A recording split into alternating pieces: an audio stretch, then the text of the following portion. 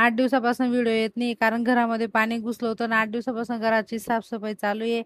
कारण ऊन पडलंय त्याच्यामुळे म्हटलं व्हिडिओ नंतर टाकेल. तर आज म्हटलं जास्त दिवस झाले तर व्हिडिओ टाकून देते. मागे पाणीचा एवढा मोठा तलाव भरला होता आणि त्याच्यानंतर ते गलीमध्ये घुसलं पाणी आणि त्याच्यानंतर ना ते घरामध्ये घुसलं.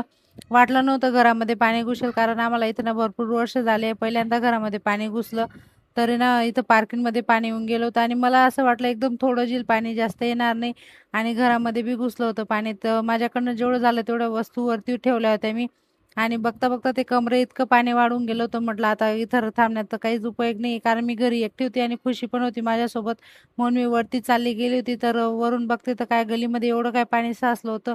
तर काही शूट घेतला आणि कारण लाईट पण चालली गेली होती आणि सकाळी खाली येऊन बघते तर काय सगळं पाणी निघालं होतं बाहेर. पण घराची अवस्था अशी काय झाली होती, कपाटमध्ये बी पाणी घुसलं होतं. सगळा सामान खराब झाला होता कपाटमधला.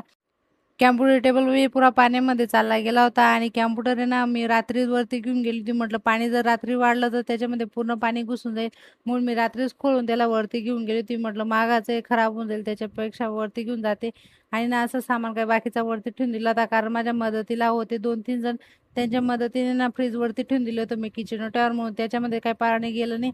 आणि ना किचन ओट्यामध्ये थोडे भांडे होते ना ते सुद्धा खराब झाले होते. आणि आजचा दिवस आहे ना माझा पूर्ण साफसफाईमध्येच गेला होता. यांना म्हटलं तुम्ही ड्युटीला जाऊ नका कारण माझ्याकडनं एवढं साफसफाई होणार नाही म्हणून ते ना ते घरीच होते माझ्या मदतीला. मी भांडे वगैरे घासले आणि त्यांनी ना माझ्या घर धुवायला मदत केली.